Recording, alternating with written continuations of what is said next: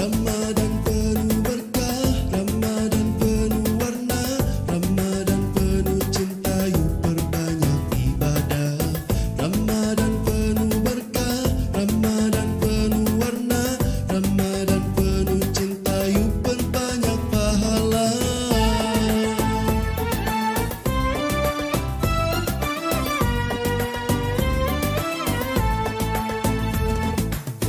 Cinta kepada Allah, cinta kepada Rasul, cinta kepada insan, tafakuri ciptaannya.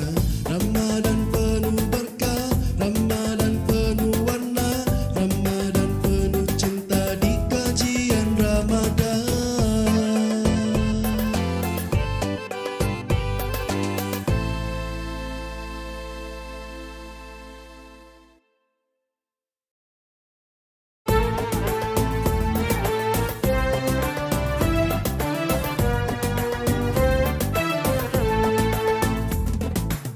Ramadan penuh berkah, Ramadan penuh warna, Ramadan penuh cinta, yuk perbanyak ibadah.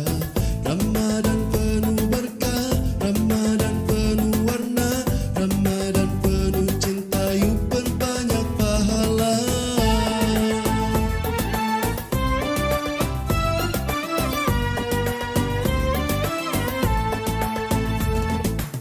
Cinta kepada Allah, cinta kepada Rasul, cinta kepada insan, tafakuri ciptaannya. Ramadan penuh berkah, Ramadan penuh warna, Ramadan penuh cinta di kajian Ramadan.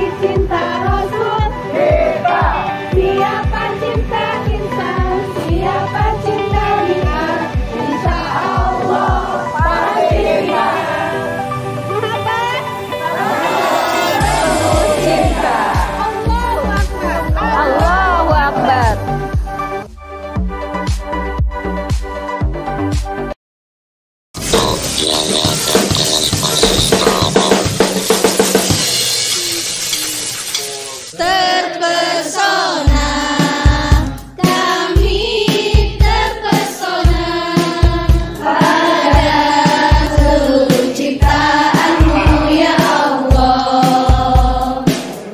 Terpesona, kami terpesona pada sifat dan akhlaknya Rasulullah. Bulan Ramadan ini, bulan Ramadan, bulan penuh berkah. Indahnya Ramadan ini, Ramadan penuh cinta.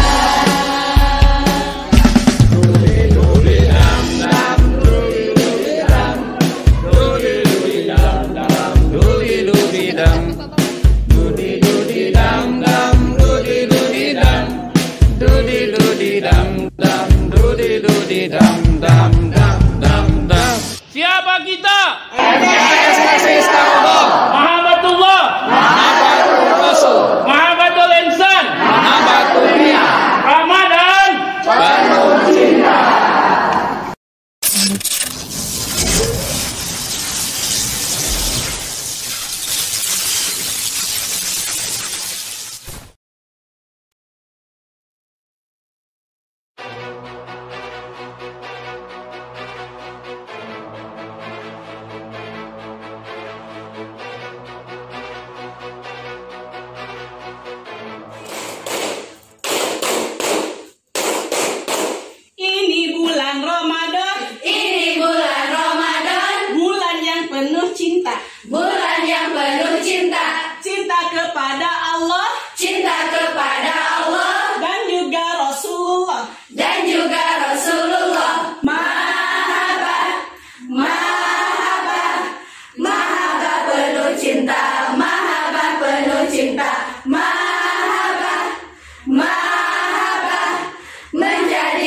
muslim kafah, menjadi muslim kafah.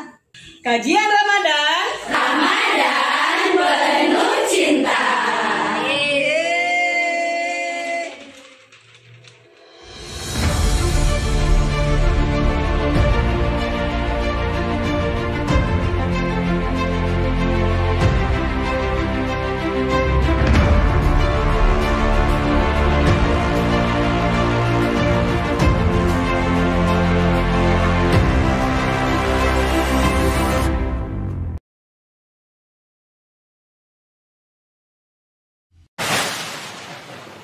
Pasukan! Yang dipimpin you kasih sayang, sungguh-sungguh, menolong, rendah hati, sikap jujur, tua kapan, mahabbah mujahadah, tahun tawadu dan amanah, 5 prinsip dalam kehidupan asati, SDIT, Presista Logo. 5 prinsip dalam kehidupan asati, SDIT, Presista Logo.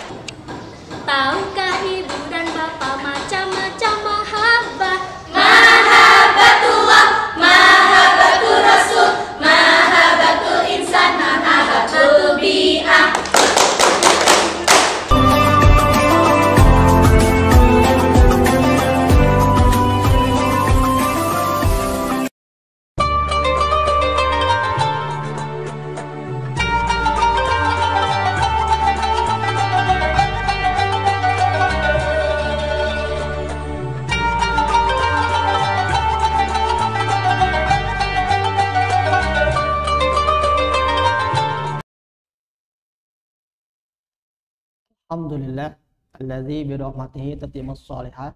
Asyhadu an la ilaha illallah wahdahu la syarikalah wa asyhadu anna Muhammadan abduhu wa rasuluh. Alhamdulillah, segala puji hanya milik Allah Subhanahu wa taala. Pada kesempatan pagi hari ini di penghujung Ramadan 1442 Hijriah, Allah masih memberikan kita kesehatan, kekuatan untuk tetap melaksanakan ibadah saum, Mudah-mudahan ibadah syok kita ini menjadi ibadah yang terbaik di tahun ini dan diterima oleh Allah SWT. Alhamdulillah pada kesempatan kali ini juga kita masih bisa mengikuti dan melakukan kajian Ramadan 2021 yang diselenggarakan oleh Pesantren Persis Tarogong. Dan untuk pekan terakhir ini kita akan membahas tentang Muhammadul Bi'ah, cinta terhadap lingkungan. Nah, pada kesempatan kali ini juga telah hadir di tengah-tengah kita Ustadz Jang Ernawan.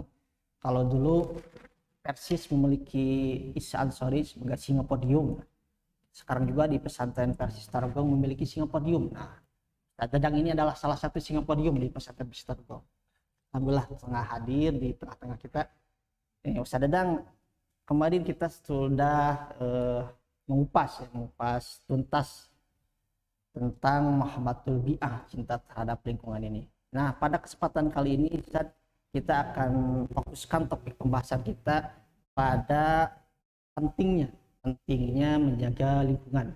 Mungkin Ustadz sudah menyiapkan nih bahan-bahan dari berbagai referensi, berbagai sumber untuk dijelaskan nih kepada pemirsa Persis Tarogong TV yang ada di mana-mana ini sudah tersebar luas. Bagaimana Ustadz nih dalam penting? Baik, terima kasih. Innal hamdalillah nahmaduhu wa nasta'inuhu wa na'udzu billahi min syururi wa sayyi'ati a'malina. Man yahdihillahu fala mudilla lahu wa may yudlil fala la ilaha illallah wahdahu la syarika lahu wa asyhadu anna Muhammadan rasulullah. Pertama, terima kasih kepada Ustadz Heri yang sudah memberikan untuk menyampaikan sedikit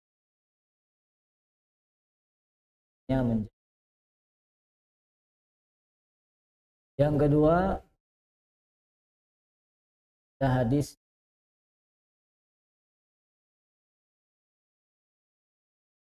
atau berisi tentang doa yang selalu dibaca ketika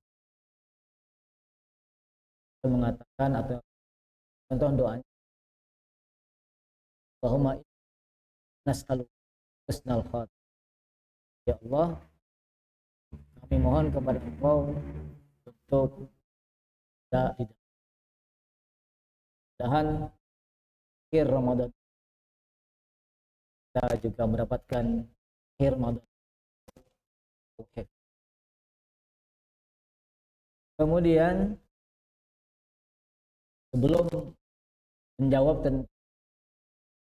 tanya Ustaz tadi tentang apa sih, bagaimana pentingnya menjaga lingkungan, ada seorang tokoh, beliau bernama Fatwa.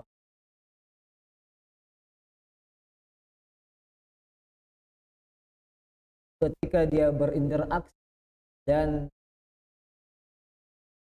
alam serta itu katanya manusia amanat. Pertama ada istilah al-infaq. Apa itu? Yaitu Allah mempersilahkan kepada umat, kepada manusia untuk ilman dan menggunakan hasil alam dan lingkungan tersebut dengan sebaik-baiknya untuk keperluan dan kemaslahatan. Yang kedua ada al-i'tibar. Beliau mengatakan bahwa manusia dituntut senantiasa untuk memikirkan dan menggali rahasia di balik ciptaan Allah tersebut. Dan terakhir adalah al-islah, yaitu manusia diwajibkan untuk terus menjaga dan memelihara kelestarian lingkungan. Jadi ada 3 poin, 1 al-intifa, 2 al-i'tibar, dan ketiga adalah al-islah. mengenai tadi bahwa apa sih pentingnya dari menjaga lingkungan tersebut. Hadirin pemirsa Persis Tergong TV, ketika Allah Subhanahu wa taala memerintahkan sesuatu atau melarang sesuatu, berarti di dalamnya ada sesuatu yang sangat penting yang mesti kita perhatikan. Dalam arti tidak semata-mata Allah memerintahkan, tidak semata-mata Allah melarang apabila tidak ada sesuatu yang dianggap penting, bahkan sangat penting di dalam itu. Contoh misalnya tentang perintah saum, berarti Allah menyampaikan informasi tentang bahwa ada sesuatu yang sangat penting dalam saum itu, makanya ada perintah di situ. Yang kedua, misalnya Allah melarang orang untuk minum khamar, berarti Allah menjelaskan bahwa di dalam khamar itu ada sesuatu yang penting yang mesti kita perhatikan. Mengapa itu dilarang? Jadi setiap perintah, setiap larangan itu adalah terdapat kepentingan yang harus kita perhatikan. Sekarang lingkungan, kemarin sudah dibahas tentang dalil-dalil, ayat-ayat yang berkaitan dengan lingkungan. Ya, ada perintah, ada larangan.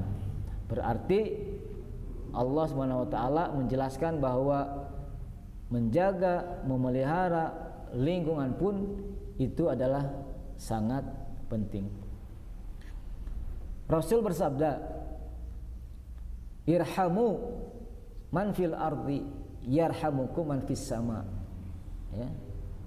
Cintailah, kasih sayangilah ya orang atau apa yang ada di bumi, maka yarhamukum man fis sama, maka pasti akan mencintai dan akan menyayangi ya makhluk yang ada di bumi ya, atau makhluk yang ada di langit ya. Intinya adalah ketika kita mencintai apa yang ada di bumi, maka Allah sebagai Khalik dan malaikat sebagai makhluk itu dipastikan akan menyayangi kepada orang-orang tersebut. Maka tentunya kita sebagai manusia ini sangat butuh kepada kasih sayang Allah sebagai Khalik dan juga kasih sayang yang lainnya. Yang kedua, mengapa kita harus menjaga atau sangat penting menjaga untuk lingkungan ini? Yang kedua adalah bahwa menjaga lingkungan merupakan bagian dari akhlak mulia yang harus diterapkan oleh seluruh umat. Sebagaimana Rasul, beliau adalah sebagai tauladan kita. Beliau juga termasuk kepada orang yang sangat peduli terhadap lingkungan. Yang ketiga, mengapa kita perlu menjaga lingkungan? Karena lingkungan yang baik atau lingkungan yang lestari ini penting untuk kesehatan dan kehidupan bagi kita, bagi manusia.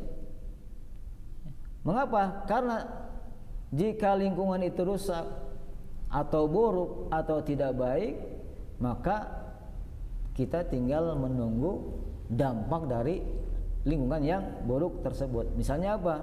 Muncul berbagai banyak penyakit. Nanti insya Allah akan disampaikan masalah ini oleh dokter kita, yaitu dokter Opa. Jadi di sini sangat perlu kita untuk memelihara lingkungan yang baik. Selanjutnya, seorang cendekiawan yang bernama Yusuf Qaradawi, cendekiawan Muslim, beliau menuliskan di dalam bukunya yang berjudul Islam adalah agama ramah lingkungan. Di sana beliau menjelaskan tentang mengapa kita harus menjaga lingkungan ini. Pertama katanya bahwa menjaga lingkungan itu adalah sama dengan menjaga jiwa. Jadi ngajaga lingkungan teh eta sami sareng ngajaga diri sorangan. Mengapa demikian? Sebab rusaknya lingkungan, adanya pencemaran itu bisa jadi akan membahayakan pada kehidupan manusia. Jadi ketika lingkungan rusak, ketika sungai tercemar dengan limbah, maka otomatis itu akan membahayakan manusia. Berarti menjaga lingkungan ini adalah sama halnya dengan menjaga kehidupan manusia. Berarti sangat penting. Yang kedua, menurut beliau bahwa menjaga lingkungan itu sama juga dengan menjaga keturunan. Ya. Apa maknanya di situ katanya? Beliau mengatakan bahwa keturunan manusia yang ada di muka bumi ini, bila lingkungan itu dibuat menjadi rusak, nanti akan diwariskan kepada generasi mendatang. Artinya merekalah yang kelak akan menanggung akibat dari kerusakan tersebut, ya. Jadi jika lingkungan tercemar, jika lingkungan buruk, jika lingkungan tidak benar, itu nanti efeknya kedepannya akan merusak keturunan manusia ke depannya. Dan ini tentunya sangat berbahaya bagi kita apabila kita tidak mampu menjaga lingkungan tersebut. Yang ketiga adalah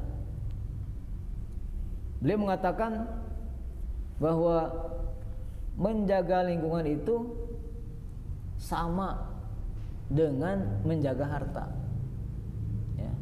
Jadi menjaga lingkungan ini sama pentingnya itu dengan menjaga harta.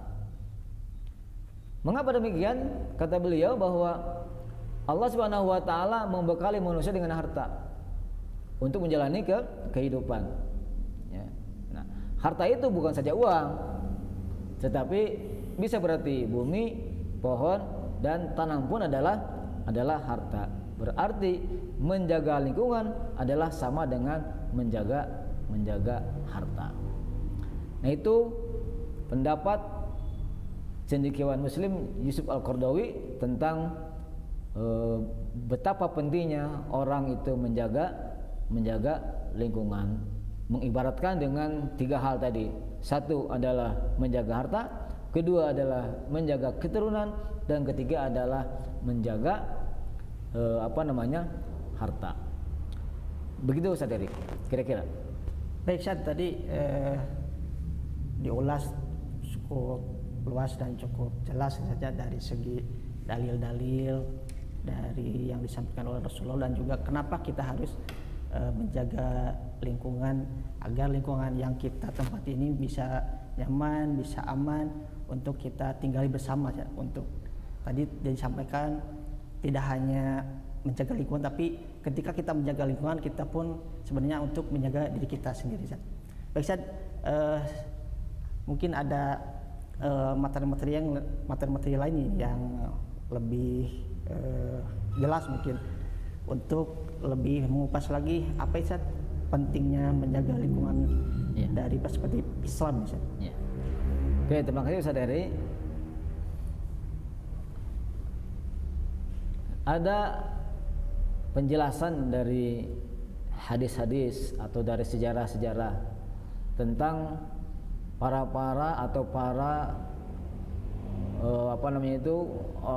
manusia atau orang yang sejak dahulu sudah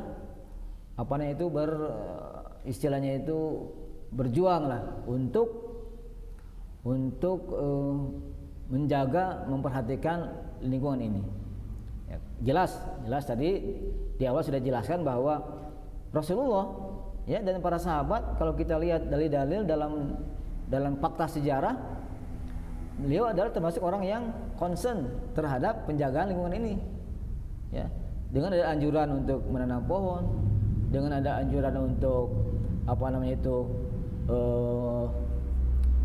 menanam pohon atau menanam korma, walaupun katanya besok itu akan jadi kiamat. Ya, suatu hari pernah Umar bin Khattab, beliau menyuruh kepada para sahabatnya untuk menanam pohon, dan bahkan beliau sendiri ikut terjun menanam pohon tersebut. Jadi artinya di sini adalah begitu pentingnya bagi kita untuk menjaga lingkungan, menjaga kelestarian lingkungan, sehingga itu menghasilkan lingkungan yang baik, yang bersih, dan terhindar dari dampak-dampak dari lingkungan yang buruk. Saya kira itu saudari. Ustaz, dari ulasan-ulasan tadi ini, kalau kita ulas lagi lebih luas saja, ternyata lingkungan itu akan berdampak pada diri kita masing-masing. Ya. Tapi ternyata fenomena hari ini saja, lingkungan yang ada di sekitar, ternyata Islam itu sudah mengajarkan dari dulu tentang kebersihan, tentang adab, toharoh saja. Tetapi pada prakteknya, ketika diajarkan oleh Nabi berabad-abad yang lalu, tetapi pada hari ini gitu, umat Islam toh ternyata tidak melaksanakan apa yang telah dicontohkan oleh Rasulullah SAW. Ini masalah yang ada ini kenapa sih? Masalahnya pada lingkungannya atau masalahnya pada diri umat Islam itu sendiri sih? Ya. Makanya saudari, nah ini adalah masalah bersama, ya, masalah bersama tentang kecenderungan orang untuk tidak paham, atau banyak orang yang tidak paham terhadap dampak dari ketidakmenjagaan lingkungan tersebut. Padahal secara teori, bahkan secara fakta itu sudah jelas bahwa terdapat masalah-masalah yang ditimbulkan oleh lingkungan tersebut, dalam pengertian adanya banjir, adanya longsor, dan lain sebagainya. Ini adalah sebagai bukti bahwa orang itu tidak ada kepedulian terhadap masalah lingkungan ini. Makanya menurut Muhammad Arif Budiman tadi, bahwa ada 3 hal yang perlu diperhatikan. Ya, ada 3 amanat yang telah Allah berikan kepada kita. Ya, yang terakhir adalah al-islah. Ya, jadi di sini manusia wajib untuk apa? Wajib untuk menjaga secara kontinuitas, secara terus-menerus. Ya, menjaga dan melihara kelestarian lingkungan tersebut. Sehingga ketika sudah muncul rasa atau muncul keinginan tumbuh dalam dirinya untuk menjaga kelestarian ini, maka boleh jadi permasalahan yang tadi itu tidak akan muncul apabila manusia konsisten, istiqomah, iltizam untuk menjaga lingkungan tersebut, begitu saudari. Baik, terima kasih atas penjelasannya. Kalau misalkan diulas lebih panjang dari dalil, dari perspektif kehidupan, akan memakan waktu yang luas juga saja. Tapi karena kesempatan pada kali ini kajian Ramadan dibatasi waktu saja, mungkin ada closing statement atau kalimat-kalimat terakhir yang poin-poin penting ya, yang akan disampaikan kepada pemirsa Persisi Telung TV. Baik saudari, sepertinya tidak terasa ini waktu, ya, sudah mau habis. Mengenai closing statement atau kesimpulan,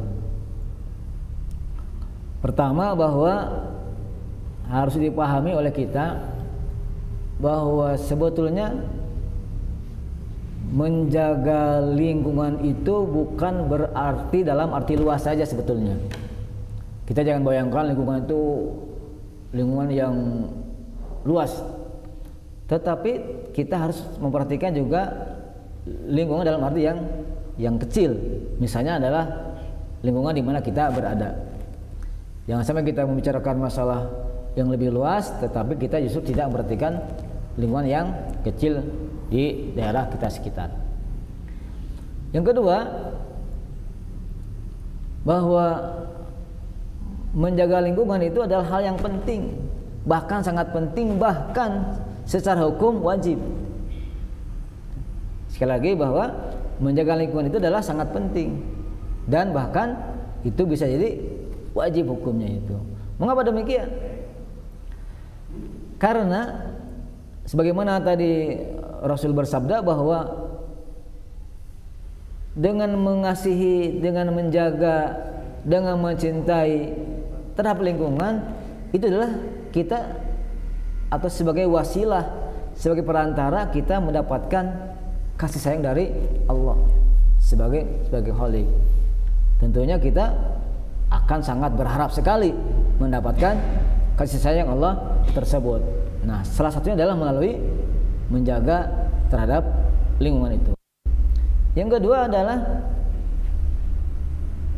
mengapa itu penting? Itu karena ternyata menjadi wasilah terselamatkannya 3 hal tadi. Satu adalah terselamatkan jiwa kita, kedua adalah terselamatkan keturunan kita, dan ketiga adalah terselamatkan harta kita. Ini adalah poin penting yang harus diperhatikan oleh kita di dalam menjaga lingkungan tersebut. Sekian barangkali. Ya baik, saya terima kasih atas ulasan yang telah disampaikan begitu luas, begitu jelas. Dari satu topik saja pentingnya menjaga lingkungan, ternyata jika diulas secara perspektif Islam ternyata banyak juga saja kalau diperjelas lagi.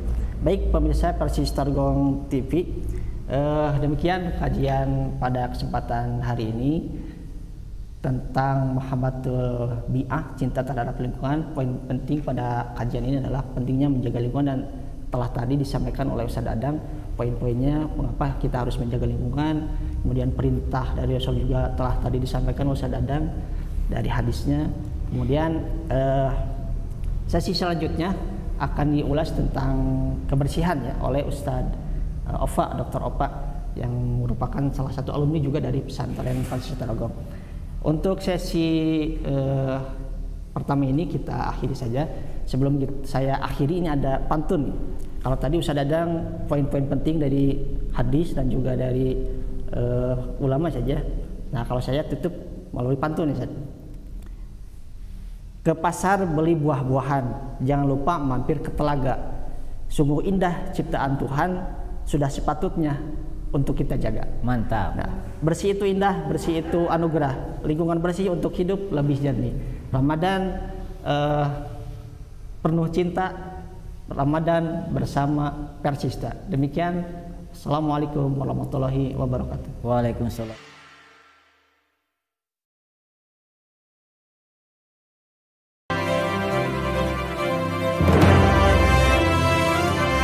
Mana semangatmu? Ini semangatku. Mana mana? Ini. Mana? Ini. Yang mana? Yang ini. Di mana? Di sini. Sudah siap semuanya? Siap.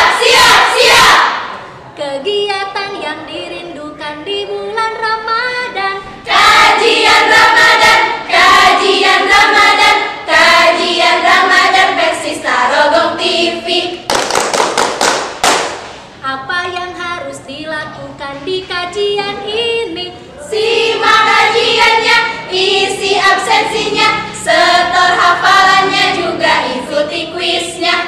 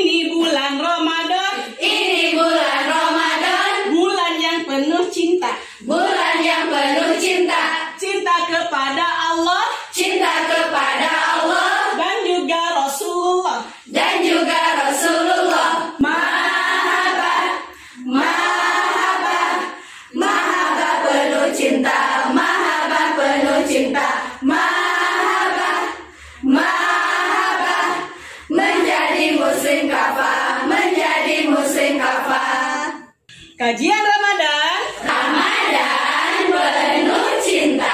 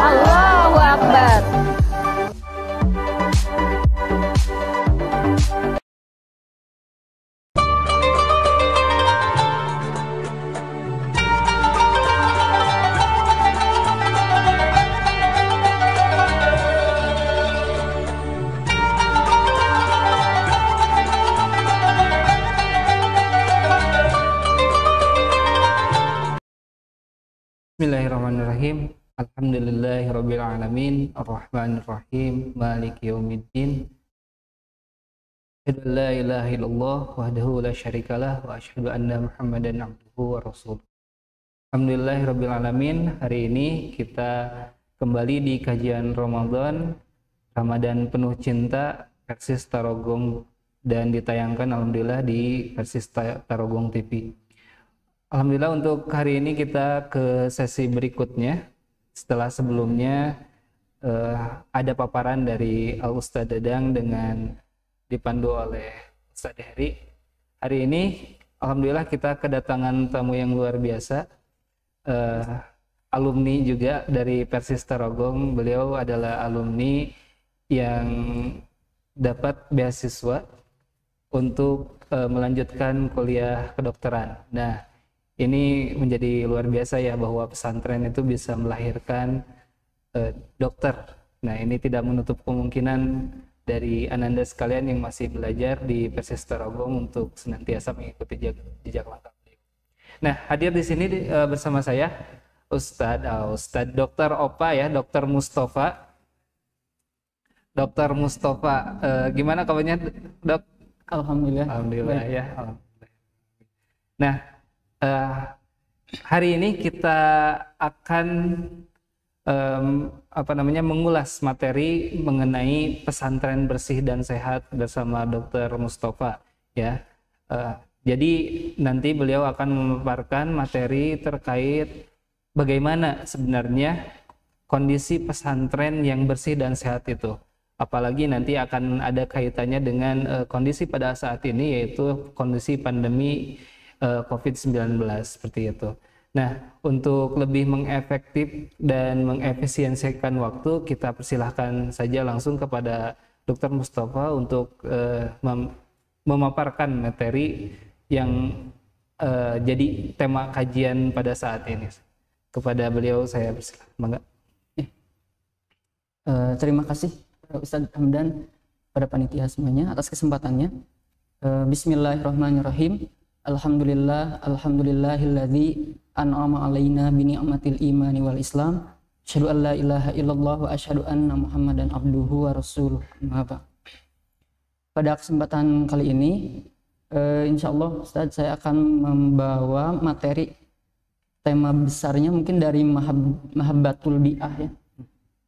Mungkin lebih spesifik untuk saya kebersih dan sehat, terutama mungkin dari kondisi fisik secara real, ya, fisik yang terlihat. Secara umum mungkin nanti akan dibahas 4 pokok bahasan supaya kita takutnya melenceng terlalu jauh, ya. Yang pertama nanti dibahas konsep lingkungan sehat secara umum itu bersih dan sehat secara umum seperti apa. Kemudian nanti kedua ada konsep perilaku hidup bersih dan sehat. Jadi dalam hal perilakunya seperti apa. Kemudian yang ketiga lebih mengkerucut ke sekolah mungkin. Sekolah atau pesantren bersih dan sehat itu seperti apa. Dan yang keempat lebih mengkerucut lagi spesifik ke sekolah dan pesantren bersih dan sehat dalam kondisi pandemi saat ini. Nah, sebelum ke yang lebih praktis atau detailnya, pertama-tama saya mungkin lebih sedikit menjelaskan dari definisi terlebih dahulu, ya. Bersih dan sehat kan tema saat ini, ya. Mungkin kalau bersih itu sederhananya adalah kondisi ketika secara lahir, mungkin kalau bahasan saya tidak ada kotoran, ya, bersih, tidak ada kotoran, tidak ada sesuatu yang mengganggu, itu bersih. Nah, kalau sehat itu kondisi baik tapi lebih umum dari secara fisiknya mungkin, ya, sosial, budaya, mental, ekonomi, itu kita sebut sehat secara umum. Jadi mungkin bersih dan sehat berkaitan, tapi bersih sebagian unsur dari sehatnya. Nah, membahas mahabbatul bi'ah ini pertama ke konsep lingkungan secara umum, ya. Kita harus tahu dulu yang disebut lingkungan itu adalah semua faktor yang mempengaruhi kehidupan makhluk pada suatu tempat. Jadi Ustaz, kalau misalkan di pesantren ini kita sebut lingkungan pesantren, jadi semua yang ada di sini yang saling mempengaruhi di dalam unsur pesantren ini kita sebut itu lingkungan, ya. Bahkan kalau misalkan lebih dari sisi saya, mungkinnya dari sisi medis, bisa jadi Ustaz Hamdan ini lingkungan bagi saya. Jadi saya kan diri pribadi, tapi Ustaz Hamdan jadi lingkungan bagi saya karena keberadaan Ustaz Hamdan mempengaruhi saya, kan bisa jadi menularkan penyakit dan sebagainya. Jadi individu pun nanti masuk dalam unsur lingkungan yang tetap harus dijaga. Jadi kalau saya mungkin antara mahabbatul insan yang kemarin sama mahabbatul bi'ah itu saling berkaitan. Karena insan itu jadi unsur dalam bi'ahnya, gitu, ya. Itu lingkungan. Jadi intinya semua yang ada di sini, perilakunya, akhlak yang di sini, sosial, budaya, ekonomi di pesantren itu adalah lingkungan pesantren. Kemudian kalau yang sehat bagaimana, ya? Kalau bersih mungkin secara zahir orang awam juga mungkin gampang lah, ya, lingkungan ini mah bersih, dekat tinggalinnya bersih, gitu, ya. Nah, kalau sehat, lingkungan sehat itu adalah lingkungan yang mendukung makhluk yang hidup di dalamnya untuk bisa hidup sehat. Ya. Jadi kalau warga pesantren di sini, lingkungan pesantren di sini sehat enggaknya lihat saja warganya sehat atau tidak, gitu, ya. Kalau warga pesantrennya sehat, berarti secara umum berarti lingkungannya sehat, seperti itu, ya. Nah, untuk tetap bisa sehat, lingkungan itu harus dijaga. Karena misalkan dibedakan gini, ya.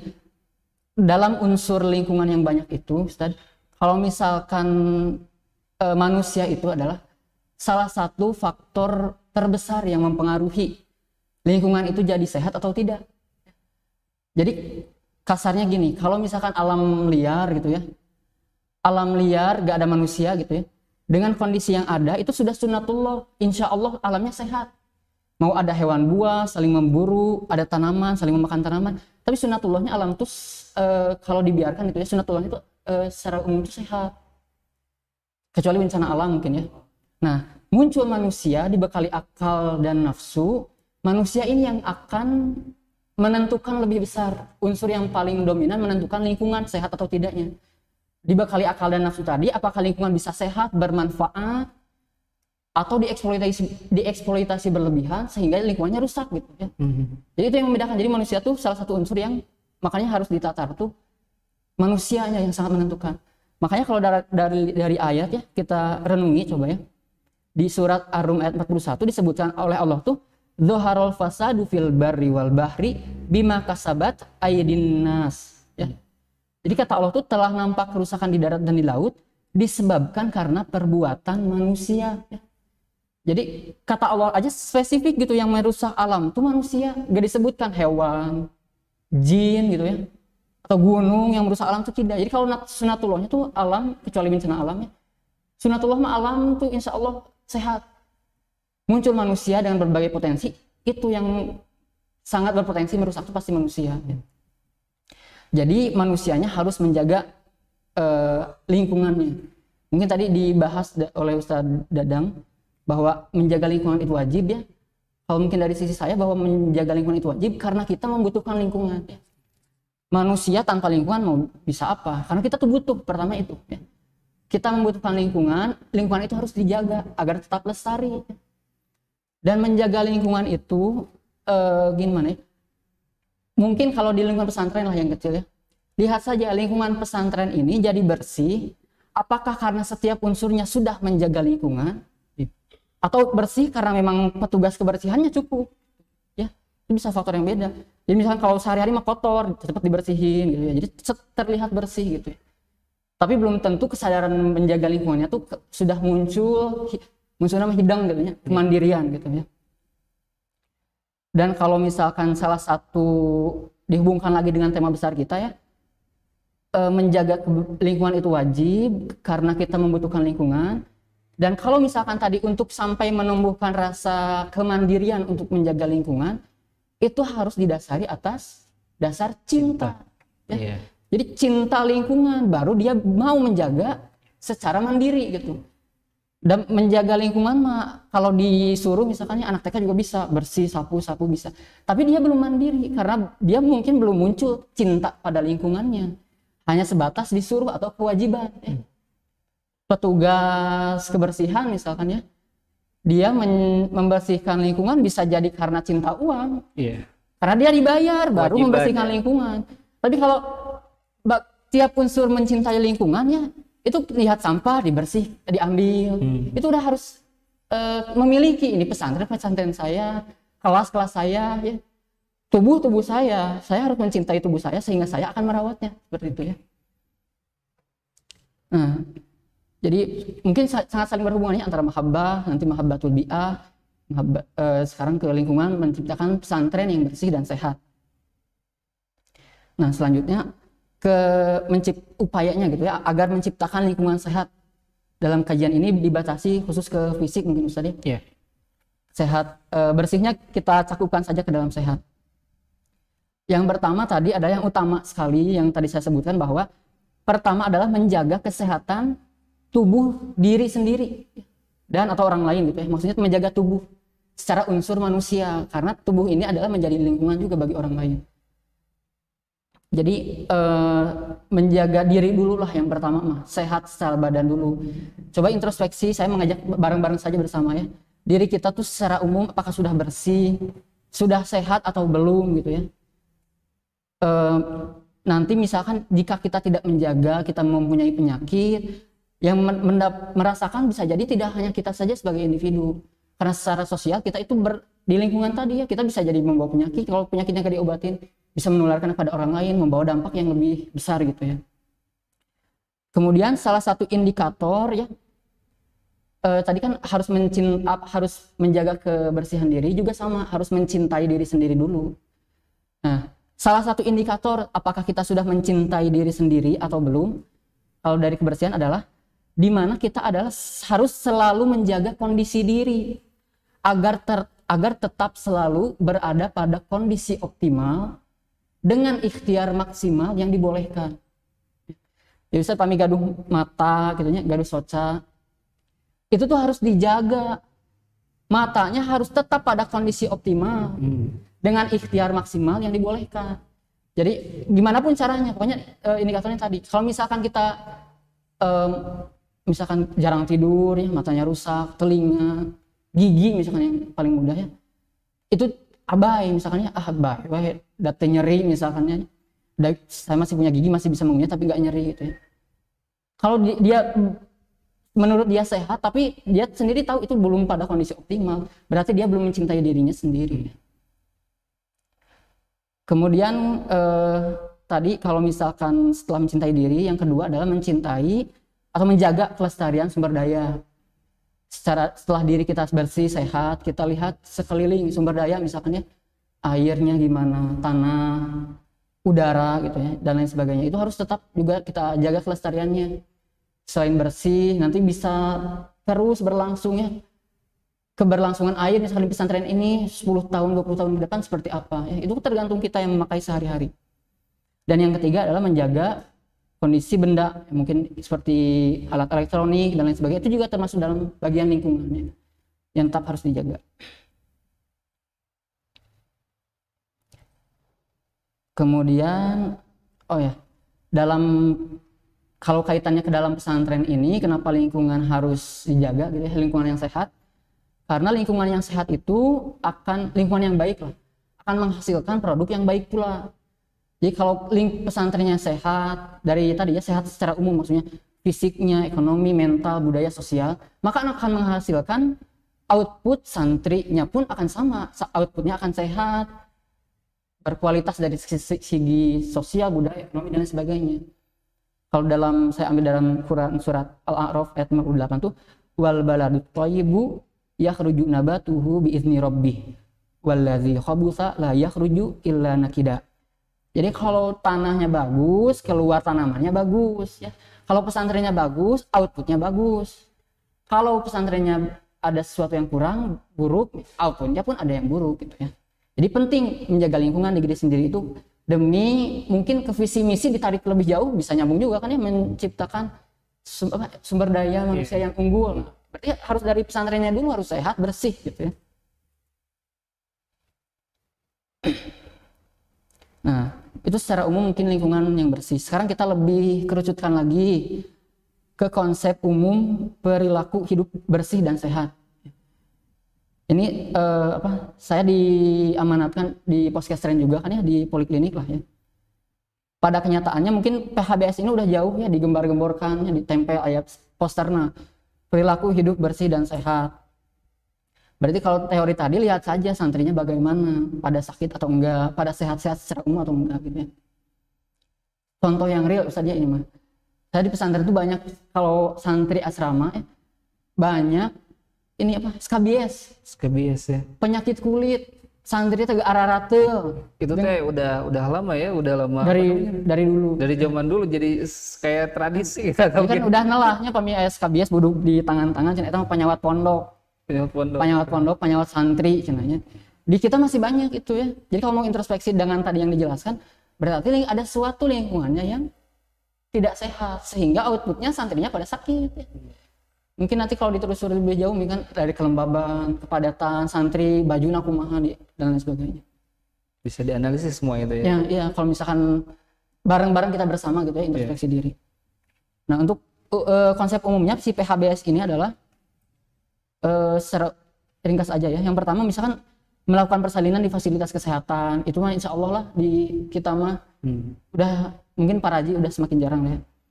Kemudian memberi bayi ASI eksklusif itu 6 bulan pertama ya.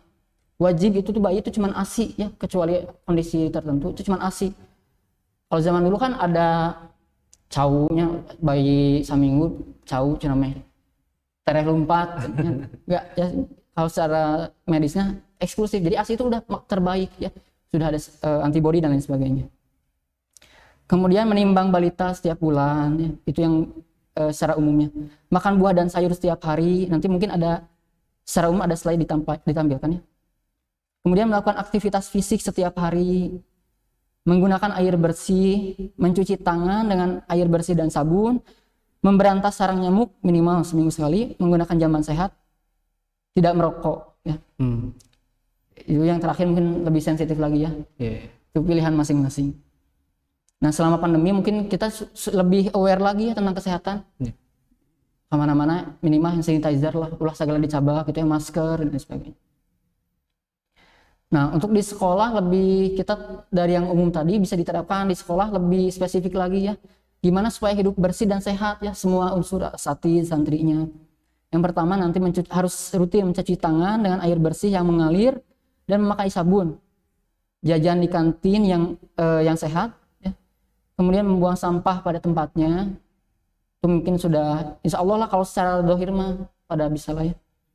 mengikuti kegiatan olahraga di sekolah ya. Ini juga kalau secara saran tuh ya olahraga tuh 3 kali seminggu. Satu sesi minimal 30 menit ya, olahraga ringan atau sedang. Jadi kalau dulu saya di Mualimin 2 jam pelajaran ya, 1 jam 20 menit olahraga. Kalau dipakai itu udah cukup membina bahwa santri itu harus aktif berolahraga seminggu 2 jam, itu cukup ya. Kemudian menimbang berat badan dan mengukur tinggi badan secara teratur setiap 6 bulan. Nah ini mungkin yang masih belum lah ya, ini salah satu yang masih belum. Kenapa penting? Karena kalau dilihat tuh ya, kalau santri di sini dari PAUD sampai Mualimin itu 18 tahun tuh maksimal usia disebut anak tuh sampai 18 tahun. Dan masa anak tuh pertumbuhan lagi pesat ya. Jadi kalau apalagi bayi masih kecil gitu ya, bagusnya tuh ditimbang tiap 6 bulan ya. Tiap 6 bulan ditimbang, nanti dilihat grafiknya pertumbuhannya. Normalnya berarti sampai nanti usia ya 18 tahun tuh grafiknya terus naik. Kalau ada stagnan, stabil, apalagi turun, berarti ada sesuatu, nanti dicari ya. Kedepannya juga mungkin saya memancing mungkin ya, Poskesren sama-sama karena itu milik bersama, kita kembangkan lagi mungkin dari antar jenjang kerjasamanya dengan sumber daya kesehatan sudah ada di kita ya. Kita sudah ada dokter, perawat. Tinggal kedepannya mungkin kayak ini nih, mengukur berat badan lebih rutin gitu ya. Bikin raport kesehatan itu ke depan mudah-mudahan bisa lah ada. Kemudian bebaskan dirimu dari asap rokok yang tadi ya, memberantas jentik nyamuk, mungkin insya Allah lah ya. Buang air kecil dan besar di jamban sekolah. Ya sekarang insya Allah lah WC sudah cukup ya. Nah, kemudian tadi pola hidup bersih dan sehat secara umum, sekarang kita kerucutkan ke pesantren atau sekolah. Kalau misalkan dijadikan acuan ya, pesantren bersih dan sehat atau sekolah bersih dan sehat, kalau pakeman yang objektif banget gitu ya, sampai sekarang sih belum ada ya, maksudnya yang saklek gitu, ini bersih itu harus gini, terukurnya pasti gitu ya. Kalau yang pasti banget belum ada. Dari Kementerian Kesehatan itu tahun 2019 ada 2 indikator katanya ya, indikator fisik dan indikator mental. Nanti kalau indikator fisik tuh contohnya di sini jumlah murid dengan status gizi normal, memiliki sarana air bersih yang memadai gitu ya, sanitasi jamban mencukupi, sarana cuci tangan, tempat sampah mencukupi, melakukan cuci tangan dengan pakai sabun, memiliki akses makanan sehat, melakukan aktivitas fisik secara teratur, melakukan penjaringan kesehatan dan pemeriksaan berkala. Ini mungkin supaya nice to know aja ya, saya sebutkan saja listnya supaya membuka wawasan saja. Nah, ini ada indikator mental ya dari kementerian tuh. Sekolah sehat tuh harus ada memberikan pendidikan keterampilan hidup sehat, kompetensi psikososial di sekolah dan di masyarakat. Artinya melatih bahwa seperti memberdayakan si santrinya bahwa santri itu harus bisa menjaga kesehatan dirinya sendiri gitu ya. Jadi tidak hanya sekolah yang menjaga, tapi masing-masing individu santri itu harus diberdayakan terampil hidup sehat. Terus memiliki kawasan tanpa rokok, tanpa narkoba, kawasan tanpa kekerasan ya. Kemudian yang bagusnya itu mempunyai kadar kesehatan sekolah ya, dokter kecil, dan angka ketidakhadiran karena sakit yang rendah. Itu mungkin salah satu indikator kalau misal pesantren ini lebih maju gitu ya, secara umum benar-benar ingin disebut pesantren sehat. Nah, kemudian nanti ada salah satu indikator lagi, ini kalau dari dunia ya ada namanya CDC ya. CDC. Centers for Disease Control and Prevention. Ya, ini lebih spesifik lagi tadi ya. Ada tahun 2017 ada School Health Index ya, ada buat SD-nya gimana, buat middle and high school ya. Ini modulnya cukup banyak ya, kalau bisa jadi kajian tersendiri lah ya. Ratusan halaman. Ini cuma membuka saja ya. Nanti boleh mungkin sambil ditayangkan ya. Itu ada 11 modul ya untuk SD saja. Kalau mau jadi sehat gitu ya, dilihat gimana kesehatan kebijakannya ya. Kemudian pendidikan kesehatannya, aktivitas fisik, program kesananya gimana, nutrisi itu ya, pelayanan, konseling, sosial, emosional, peran keluarga dan sebagainya. Jadi kalau mau dirinci mungkin ya kalau niat banget gitu ya, insya Allah ada bahannya mah gitu ya. Menjalin kerjasama insya Allah terbuka lah ya kalau insya mau gitu. SD itu SD, SMP, SMA-nya juga modul terpisah gitu ya. Jadi secara rincinya ada, pakemannya ada kalau mau niat, Tapi secara awam pun ya kalau mau sehat dan bersih itu bisa gitu ya. Kalau niat mah bisa. Yang susah tuh memunculkan sikap mencintai lingkungan sampai menjaga lingkungan tuh udah mandiri gitu, udah otomatis ya. Jadi bersih teh gak usah disuruhin mah kotor bersihan. Nah, itu yang susah tuh itu ya. Nah, kemudian yang terakhir diadaptasi selama kita mungkinnya sekolah dalam kondisi pandemi saat ini menjadi bersih dan sehat harus lebih ditingkatkan lagi mungkin ya. Ini ada panduan tersendiri jadi ya, rekomendasi dari dokter anak ya, karena anak usia sekolah itu masih kategori anak yang tadi ya. Maka rekomendasinya itu dari Ikatan Dokter Anak Indonesia. Ini baru ya, Ustaz, baru minggu yang lalu berarti ya. 27 April 2021 ya. Dikeluarkan ya. Jadi ada checklistnya kalau misalkan nanti disarankan untuk tetap menjaga kondisi tetap sehat, terhindar dari pandemi, tapi ingin sekolah tetap tatap muka gitu ya. Ada checklistannya. Yang pertama ini, boleh sambil ditayangkan sekilas aja ya kita sebutkan. Contoh misalkan tersedianya tim khusus mitigasi kesiapan sekolah yang melibatkan guru, petugas sekolah, orang tua dan murid untuk menilai kesiapan pembukaan sekolah satu persatu dan menentukan buka tutup sekolah dalam keadaan meningkatnya kasus. Nah, jadi kalau ke depan mungkin dalam kondisi darurat saat ini ya, saya mah sangat terbuka sejauh ini ya. Ada poskesternya gitu ya. Sekolah lain itu belum tentu ada dokternya. Kita pesantren PTS ada poskesternya, dokternya ada, perawatnya ada. Maksudnya sumber daya ada mah ada ya, tinggal mungkin nanti kerjasamanya lebih intens. Kedua, semua guru dan pengurus sekolah ya sudah divaksinasi ya. Alhamdulillah sudah divaksin. Udah. Kemarin udah ya Al-Asatidz Tsanawiyah, Muallimin dan sebagainya udah pada divaksin. Udah tuntas. Meskipun nanti ada perdebatannya masalah vaksin gitu itu. Dari saya mah gini aja, kiblatnya aja kemana ya? Vaksin kiblatnya kemana? Kalau misalnya saya kan vaksin yang paling, kalau dulu almarhum Ustadz Rahmat mah mungkin yang paling apa? Sikoh ya. Paling sikoh ya Bu ya. Jadi paling dipercaya gitu lah, vaksin ya udah berarti ke Kementerian Kesehatan, kepada Ikatan Dokter Indonesia, urusan hukumnya ke MUI ya. Jadi udah itu aja. Jadi fatwanya yang didengar itu aja. Kalau lihat dari WA, dari Instagram ya, dari tetangga itu pasti aneh-aneh ya. Itu cina aya guru anu jadi lumba gua mana. Berarti kiblatnya ke sana ya. Kiblatnya yang benar aja, yang paling sikoh dipercaya yang mana gitu. Kemudian ruang kelas, nah ini ventilasinya ya. Kalau misalkan nanti tuh disarankan sirkulasi yang baik itu menjamin pertukaran udara 10 liter per detik per orang. Kalau kita kan mungkin dihitung mah susah ya. Kalau kita volume normal nih bernapas ya itu sekitar setengah liter, 500 cc udara. Berarti kalau 10 liter itu 1 detik itu harus dihembuskan 20 napas orang bisa keluar masuk lah kurang lebih gitu ya. Intinya mah ya enak lah napasnya, untuk pengap gitu ya. Cuman ditambah kalau lagi kondisi pandemi ya, disarankan tuh ada jendela udara, jendela terbuka dengan tambahan kipas angin dan fasilitas belajar di udara terbuka. Jadi bisa di kelas, bisa di luar gitu ya. Atau ruang kelas yang tertutup tapi memiliki fasilitas sirkulasi udara tambahan. Jadi kalau misalkan nanti ideal tatap muka, bagusnya mah ada itu ya, stand alone air cleaner, anu ngehebos ini ya. Jadi sirkulasi mendorong udara lebih cepat sirkulasinya. Kemudian ini perbandingan luas ruang sekolah atau kelas itu ya, harus menjamin bahwa satu anak itu dapat jaga jarak minimal 1 meter antara yang lain ya. Kalau selain dalam kondisi pandemi sih kalau saya bacanya kurang lebih, jadi idealnya kelas itu adalah 1,75 meter persegi per anak. Ya kalau misalkan 30 orang gitu ya, hitung aja begitu sekitar 55-60 meter persegi ya. 60 meter persegi. Berarti 6 kali 10 gitu. Itu cukup ya ideal gitu. Terdapat peta ruangan yang sudah sesuai dengan ketentuan protokol kesehatan. Ruang kelas memiliki fasilitas cuci tangan, wastafel, hand sanitizer, berarti nanti mah harus ditempel ya. Kemudian ada pengaturan jam masuk dan pulang sehingga memastikan anak tidak berkerumun. Kemudian terdapat alur jalur keluar masuk anak yang memastikan anak tidak berkerumun sama aja. Kemudian durasinya lebih diatur ya. Jadi tatap muka itu dibagi lah, ada pagi, siang seperti itu ya, supaya tidak padat. Kemudian adanya kebijakan istirahat, makan siang, tetap menjaga protokol kesehatan.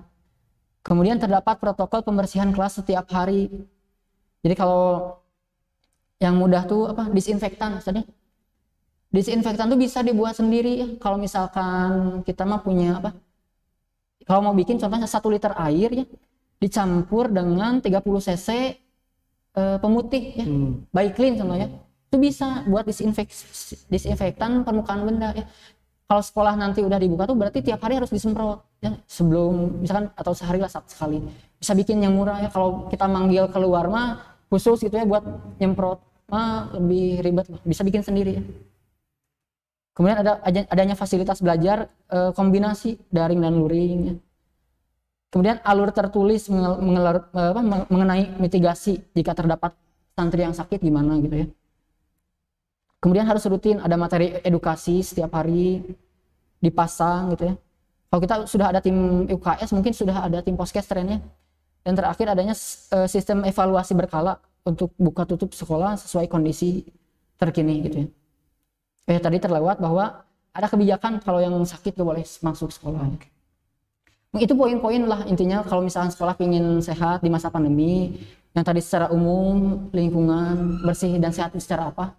Tapi yang poin yang saya tekankan itu sih tadi ya, menumbuhkan kemandirian untuk menjaga lingkungan, didasari cinta tuh benar-benar kita tuh udah mencintai diri sendiri atau belum sih, tubuh kita udah sehat atau belum gitu ya. Lingkungan kita udah sehat belum atau belum, kita introspeksi bersama. Kalau belum, mari kita jaga bersama-sama agar terciptanya pesantren sehat bersih itu bukan cuma wacana gitu ya, bisa pesantren sehat bersih itu bisa terwujud gitu ya. Mangga Ustaz, Oke, siap. Sangat menarik sekali kajian kita kali ini. Ini memang kalau misalkan kita lihat dari mulai tataran konsep secara global sampai diimplementasikan di tahap yang sangat mikro ya Dok, tahap mikro di pesantren ini memang akarnya adalah cinta itu ya, kecintaan atau mahabbah kita terhadap lingkungan gitu. Nah terlepas dari segala bentuk hal yang kurang pada saat ini, kita kondisi lingkungan yang masih belum memang ideal dalam tataran bersih dan sehat gitu Dok. Nah mungkin saya ingin bertanya, dari bahkan ini isu global ya, jadi dulu itu PBB tahun 2015 menggolkan MDGs ya, kemudian diperpanjang lagi menjadi SDGs gitu ya. Nah, di dalamnya kan ada komponen-komponen baik itu lingkungan dan kesehatan seperti itu. Nah, sebenarnya program-program yang memang digaungkan secara global ini sudah seberapa efektif gitu Dok? Sudah seberapa efektifkah gitu dampaknya sampai ke akar rumput gitu. Taruhlah kita di pesantren ini gitu, apakah itu berdampak atau sama sekali tidak gitu? Jadi kalau maksudnya dari global gitu, dari global gitu, peran program global apakah global mempengaruhi pesantren ini nanti? Gitu untuk kalau untuk SDGs mungkin di langsung ke pesantren sih mungkin belum ya? Jauh sih ya, mungkin jauh ya. SDGs itu kan angka kematian ibu gitu-gitu ya masih meskipun ada ya kesehatan anak gitu-gitu. Kalau mungkin dijadikan acuan bisa ya. Jadi kalau misalkan tadi yang disebutkan itu kan secara umum pasti sama satu jalur menuju ke satu jalan yang sama gitu ya. Kalau mau dijadikan acuan mungkin bisa, tapi kalau mungkin sampai kita dipengaruhi banget sih mungkin belum ya sudah. Kalau jadi maksudnya belum sampai kita fokusnya banget tuh mau pesantren sehat dan bersih itu bisa jadi belum jadi prioritas utama mungkin dari kalangan pesantren sendiri gitu ya. Dan memang ini kelayanan pendidikan mungkin dalam sesuai visinya misi aja mungkin ya. Sejauh ini baru visi misi dengan nilainya. Sehat itu mungkin baru sebagian aja, salah satu bagian nilai dari pesantren gitu. Meskipun dalam praktiknya juga nanti masih banyak sih kalau saya lihat ya masih belum terrealisasi gitu. Ini belum sehat gitu, masih banyak lah. Intinya unsur-unsur yang belum sehat masih ada. Jadi itu juga yang tadi saya sebutkan bahwa jadi bahan introspeksi lah misalnya. Kalau khusus Mahabbatul Bi'ah, dari Mahabbatul Bi'ahnya sendiri misalkan masih banyak yang kurang menjaga. Terus kalau sehatnya sendiri masih banyak yang kurang lah ya menjaga kesehatan. Atau yang sakit, jelas-jelas sakit juga masih ada gitu ya, masih banyak lah. Intinya tataran mah masih ada lah, tapi kalau jadi acuan bisa lah. Bisa ya, jadi tapi dampak mungkin belum ya. Secara langsung belum ya. Karena Jadi kita memang- lebih lokal mungkin yayasan, lebih ke nilai-nilai yang pendidikan di sini aja gitu. Jadi memang lingkungan yang bersih dan sehat itu memang harus datang dari pribadi kita, hal kecil diri kita sendiri ya. Ya, jadi kalau saya tuh tadi aja sama Sus aja. Jadi kalau dari atas, mau dari atas, mau dari atasan, mau dari global, SDGs dan lain sebagainya, itu jadi acuan aja. Tapi kalau kesadaran saya dari bawah, karena saya yang tadi harus ditumbuhkan rasa cinta terhadap lingkungan, ingin menjaga lingkungan, baru bisa muncul gitu untuk mencintai lingkungan. Oke, terima kasih. Alhamdulillah, karena kita memang dibatasi oleh waktu, mungkin Dok, jadi sedikit saja mungkin untuk closing statement dari dokter terkait kajian hari ini seperti apa? Ya, closing statementnya intinya pesantren sehat dan bersih ini adalah sesuatu yang bisa diwujudkan, sangat mungkin, nggak cita-cita jauh gitu, nggak, sangat mungkin. Dan yang susah itu adalah bukan nyari teori gitu ya, teori mah ada kalau membaca. Yang susah itu tadi menumbuhkan kemandirian yang berdasarkan cinta. Jadi bagaimana tiap individu itu bisa mencintai lingkungan sehingga menjaga lingkungan itu udah otomatis gitu, sudah bawaan gitu ya. Sama-sama kita tumbuhkan rasa cinta lingkungan, kita jaga lingkungan pesantren ini.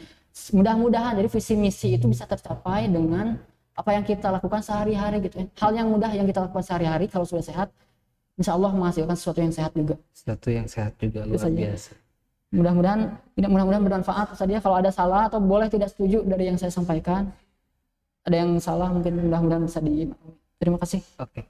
Terima kasih Dok atas penjelasannya yang luar biasa. Alhamdulillah pemirsa Persis Tarogong TV, kita sudah di penghujung acara.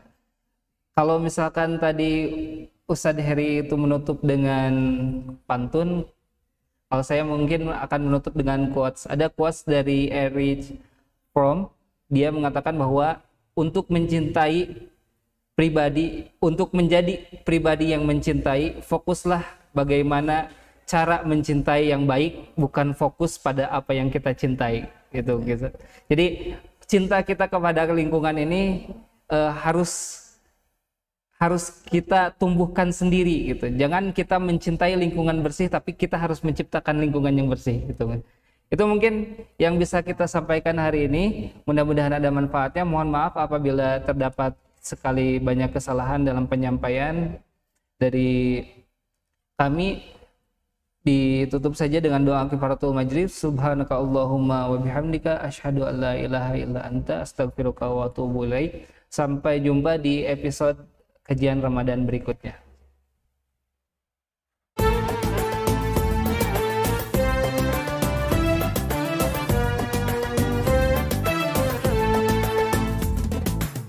Ramadan penuh berkah, Ramadan penuh warna, Ramadan penuh cinta, yuk perbanyak ibadah. Ramadan penuh berkah, Ramadan penuh warna, Ramadan penuh cinta, yuk perbanyak pahala.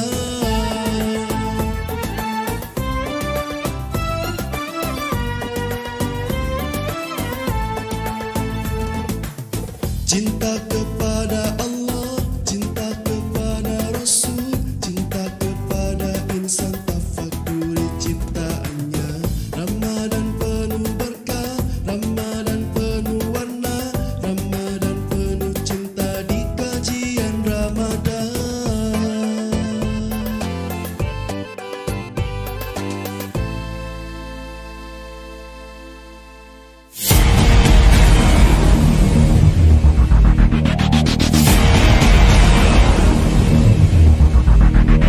Siapa kita? Dilihat Persis Tarogong. Siapa kita? Dilihat Persis Tarogong. Apa nilai yang harus dimiliki oleh asatidz di Dilihat Persis Tarogong? Marhaban, mujahadah, ta'awun, tawaddu, amanah. Dilihat Persis Tarogong soleh, cerdas, berkarakter, Allahu Akbar.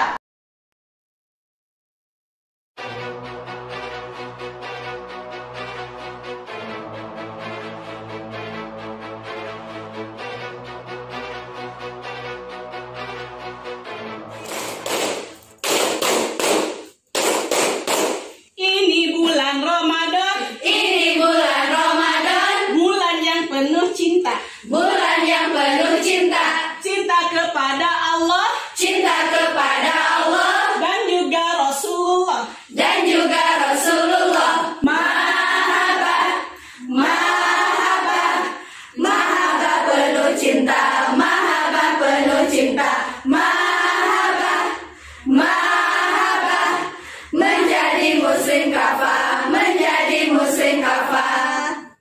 kajian Ramadan. Ramadan penuh cinta.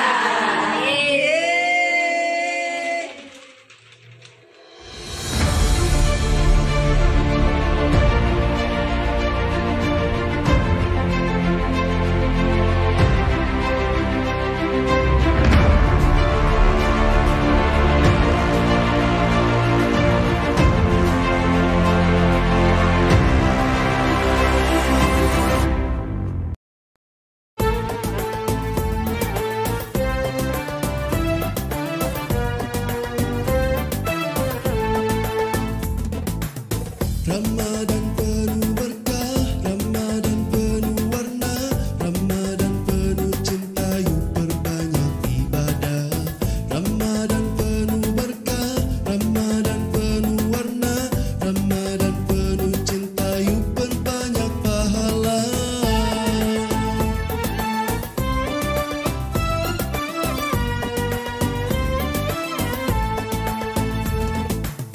Cinta kepada